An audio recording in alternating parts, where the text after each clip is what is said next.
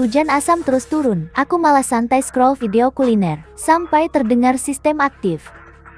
Barang di video yang kau simpan bisa dipanggil. Aku pun panggil 4 lauk 1 sup. Aku santai tanya teman, mau char siu dulu atau rebel dingin? Hujan asam aneh turun seharian. Dinding asrama terkikis parah. Tetes hujan merembes dari jendela. Langsung keluarkan asap hitam. Wajah Pau Pau pucat. Dia teriak padaku, lepas HP sial itu, cepat bantu tutup jendela. Aku cuekin dia, mataku ke layar. Aku buru-buru tekan tombol simpan video terakhir ke 102, ke 105 sampai Zihan datang. Dia buru-buru menarikku saat jarinya menyentuhku. Kepalaku berbunyi ding, hitung mundur kiamat usai. Barang video terkunci. Batas summon 50 kali per hari. Aku menghela napas, aku tahan dia, jangan pindah. Lemari rusak tak guna, tapi aku bisa selamatkan kalian. Mereka menatapku seperti orang gila. Aku klik ayam rebus favorit vlogger. Plop. Sekotak ayam panas muncul di meja. Dan persis seperti di video. Zihan dan Pau Pau melongo. Aku panggil Hergao lagi. Sapi loba, char siu, chung fan, 4 sup. Meja langsung penuh. Ku serahkan sumpit. Mau minum apa? Teh herbal atau tonik ginjal? Intinya makan dulu, bro. Setelah kenyang, Yusin, si kutu buku paling tenang, menatapku lama. Akhirnya dia berkata, kau dapat cheat, ya? Karena aku pernah mengalaminya. Dia diam 3 detik, lalu benahi kacamatanya. Benar juga. Di kehidupan lalu, Pau Pau pingsan di hari ke-9. Yusin cari air di hari ke-7, lalu mati terjerat tanaman mutan. Zihan bertahan sampai hari ke-10. Nadaku tenang. Tapi kali ini, aku akan selamatkan kalian. Tiba-tiba terdengar pintu dibuka. Seorang cewek menopang temannya. Cewek itu memegangi lengannya. Tubuhnya gemetar kesakitan. Zihan refleks mau buka pintu. Aku langsung menahannya. Jendela lorong sudah retak. Hujan asam bisa masuk kapan saja. Tak boleh ambil risiko. Aku lihat video ikan bakar tersimpan. Video makan hotpot. Review teh susu dan kacang.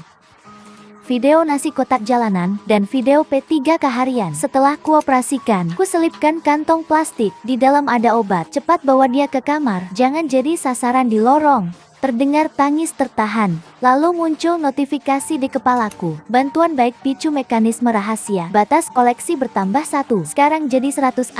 Mataku berbinar. Dulu tak ada yang tahu aturan ini. Aku segera beritahu teman-teman. Kami langsung sepakat. Aku buka video stok camilan. Lalu panggil nasi instan, biskuit, air, dan jas hujan tebal. Saat lantai belum terendam asam.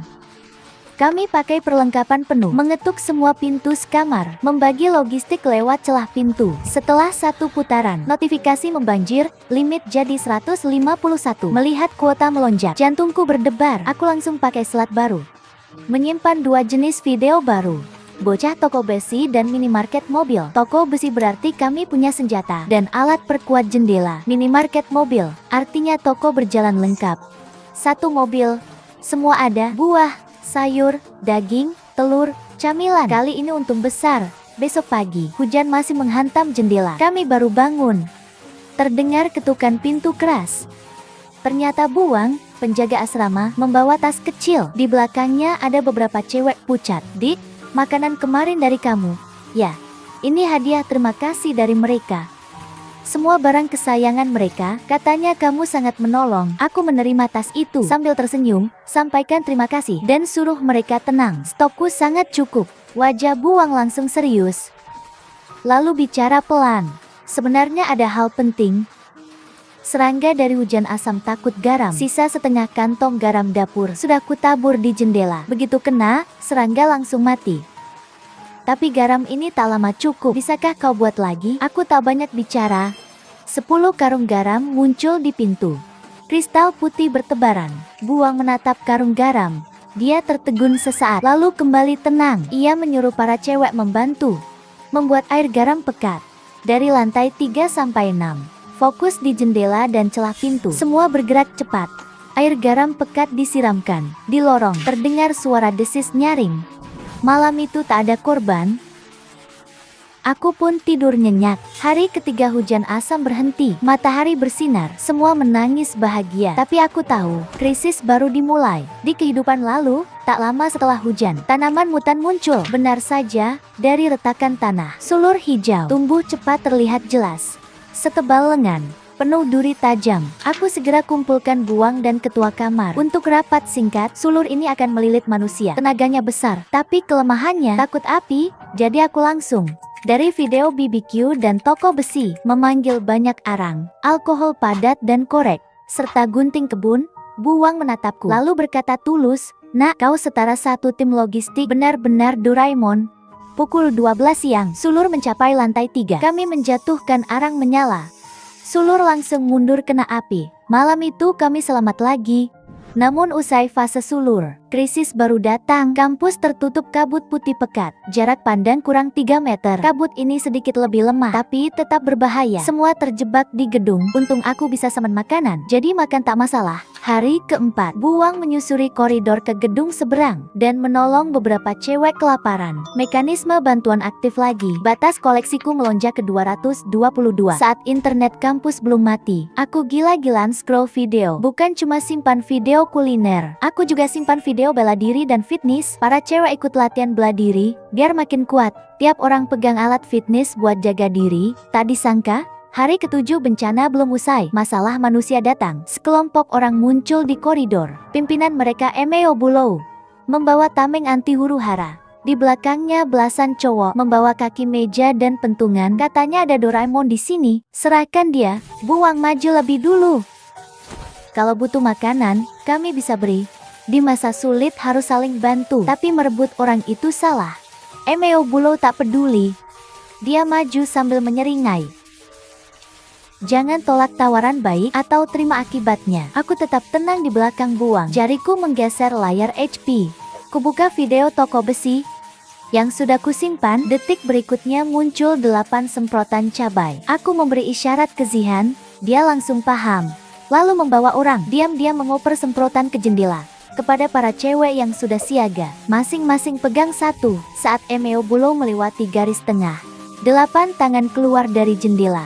Terdengar suara ses, kabut air cabai pekat menyemprot wajah mereka. Belasan orang itu seketika menjerit sambil menutupi wajah. Bahkan tameng pun terlepas. Memanfaatkan momen itu, Zihan langsung memimpin para cewek yang belajar bela diri. Dengan serangkaian serangan, mereka menjatuhkan semua penyusup. Aku jongkok di depan Emeo Bulow. Kukatakan dingin, kalau lapar, pulang. Setiap hari ada 50 nasi kotak. Ambil saja, jangan lewat garis. Kalau mengulang, tak akan semudah ini. Setelah mendengarnya, dia kabur tunggang langgang. Pau-Pau berbisik padaku. Kita benar mau kasih mereka makan? Mereka sejahat itu. Aku menatap koridor, wajah-wajah kelaparan di seberang. Aku sangat paham, kalau jatah mereka diputus, mereka pasti nekat menyerang. Meski kami punya senjata, kalau benar bertarung, para cewek bisa terluka. Lebih baik beri sedikit makanan. Anggap saja bayar agar aman. Begitulah beberapa hari berlalu tenang. Sampai cewek yang patroli menemukan seorang cewek di tangga. Lengannya terluka. Tubuhnya kurus kering. Ternyata dia Xiaolin. Di kehidupan lalu, sebelum mati, dialah yang memberitahuku bahwa video tersimpan bisa memunculkan makanan. Saat Xiaolin dibawa masuk, kesadarannya sudah kabur. Dia masih memeluk kantong kosong. Setelah sadar, kami baru tahu kemampuannya sama sepertiku. Sayangnya, di video simpanannya hanya ada satu video toko bakpao. Sisanya cuma video idolanya. Tak bisa memanggil makanan dan level kemampuannya rendah. Maksimal cuma 50 bakpao per hari. Yang paling parah, kelompok Emeo Bulow sudah tahu rahasianya sejak awal, lalu mengurungnya sebagai mesin bakpao hidup. Xiaolin gemetar mengangkat lengan, penuh luka memar. 50 bakpao jelas tak cukup. Mereka bilang aku menyembunyikan stok. Yusin mengobati Xiaolin dengan sedih. Tangannya gemetar karena marah melihat tubuh Xiaolin penuh luka. Mengingat semua di kehidupan lalu, amarahku pun memuncak. Amarahku akhirnya meledak. Bukannya mereka bilang 50 bakpao kurang. Baik, mulai hari ini, makanan hangat pun tak akan mereka dapat. Sejak hari itu, 50 nasi kotak, tak lagi kutaruh di koridor. Lalu tibalah hari ke-11. Emeo Bulow benar-benar membuat masalah. Ratusan orang mengepung koridor. Mereka mengancam, Jika 30 menit tak serahkan stok, mereka akan menyerbu. Aku berdiri di barisan depan, melihat kerumunan besar. Meski jumlahnya banyak, kebanyakan cuma mahasiswa kelaparan. Wajah mereka pucat kurus, mata penuh putus asa. Demi keselamatan para cewek, aku tak ingin bentrok langsung, karena di koleksi HP ku ada perlengkapan toko besi, camping, dan BBQ. Jika bertarung, mereka tak akan menang mudah.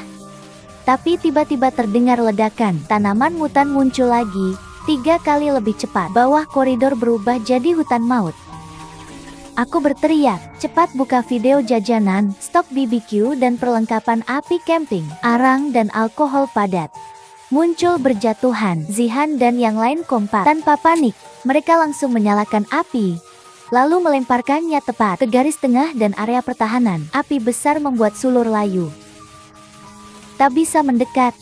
Semua sibuk bertahan, tak sempat peduli nasib mereka. Kelompok Emeo Bulow sudah lemas kelaparan. Saat krisis mendadak datang, mereka langsung kacau, mundur ketakutan. Emeo Bulow di barisan depan, tadinya masih sombong, begitu sadar bahaya, dia baru mau kabur. Namun orang-orang yang mundur panik menabraknya. Ia kehilangan keseimbangan dan langsung jatuh dari tepi koridor. Diiringi jeritan memilukan, tubuhnya menghantam beton di bawah. Setelah sulur mundur karena api, para cowok di seberang mengintip ke bawah dengan takut. Emeo Bulow terkapar kesakitan, memegangi kaki kiri yang patah. Jelas kakinya patah total. Ia tak bisa bikin masalah lagi tanpa provokator sombong itu. Para cowok langsung kehilangan pemimpin. Mereka saling pandang, senjata di tangan pun diturunkan. Aku melangkahi Abu, lalu berkata dingin, masih mau lanjut? Beberapa pemimpin kelompok membuang batang besi mereka sambil tersenyum pahit. Pada akhirnya kita sesama mahasiswa tak ada dendam besar. Sebelumnya kami hanya dipaksa dan ikut-ikutan karena lapar. Sekarang provokatornya tumbang. Menghadapi ancaman bersama, suasana pun mencair. Ketegangan antara dua gedung mereda. Setelah negosiasi singkat, kami pun berdamai. Aku memulihkan jatah makanan dasar.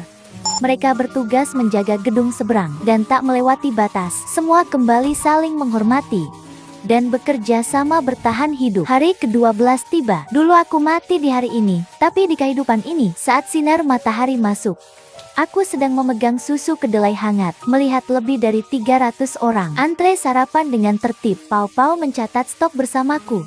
Bu Wang bilang, perbaikan tembok, masih kurang kawat dan semen. Aku buka video toko besi, lalu menggeser layar. Material bangunan berat bermunculan di lapangan kosong. Saat itu juga, suara sistem terdengar di kepalaku. Syarat pemurnian skill terpenuhi. Karena video validku tembus 500, sistem masuk mode upgrade. Saat kabut asam mematikan memudar. Semua orang yang punya skill, HP mereka bergetar bersamaan. Notifikasi merah muncul di layar. Fase kelima dimulai. Pengumuman ke-7 menyatakan, karena jumlah orang di markas sudah lebih dari 300, sistem memberi misi pemurnian wilayah. Bersihkan mutan kelas A di perpustakaan. Markas akan jadi zona aman mutlak. Kebal semua bencana berikutnya. Begitu info keluar, semua heboh. Pau-Pau langsung menangkap intinya. Zona aman mutlak, artinya tak perlu takut hujan asam dan sulur lagi. Tinggal santai dan menang. Aku menelan gigitan terakhir bakpao. Asal kita bereskan bosnya dulu. Yusin melingkari perpustakaan di peta. Itu gabungan sulur dan serangga hujan. Lemah pada api dan cairan korosif. Kita bisa pakai herbisida. Aku langsung membagi tugas. Pau-Pau jaga markas, Bibi Wang memimpin pertahanan. Aku bawa 20 orang elite. Hari ini monster itu harus tamat. Pemandangannya lebih parah dari dugaan. Aula penuh tentakel mutan. Puluhan penyintas terjebak di lantai 2 agar tak melukai mereka. Yusin mendapat taktik brilian. Kami naik ke atap. Herbisida dari Lin Yao dan alkohol industri dariku dituang ke tangki air pemadam. Saat Yusin membuka katup, hujan racun mematikan turun di perpustakaan. Mutan kuat itu cepat meleleh terkena cairan.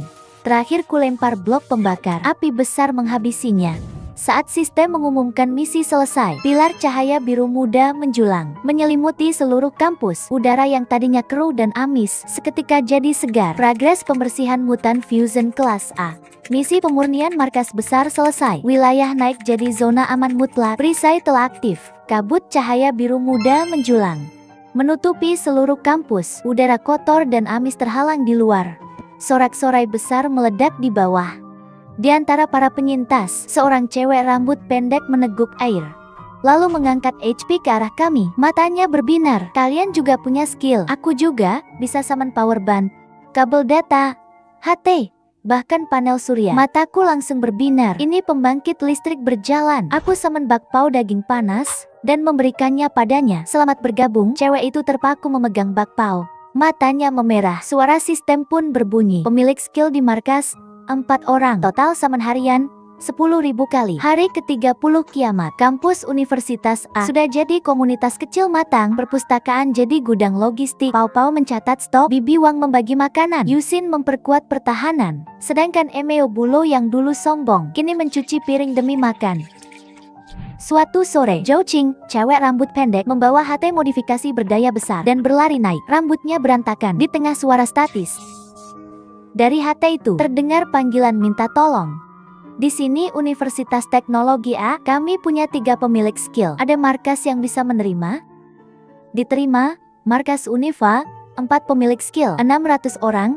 Zona aman mutlak aktif. Pihak seberang terdiam sejenak, lalu terdengar sorak histeris. Hampir bikin HT meledak. Tapi suara di sana segera panik lagi. Kami terjebak di kampus. Jalan utama penuh sulur. Kantin juga hampir habis. Tenang, kirim koordinat. Aku menjawab dengan tenang.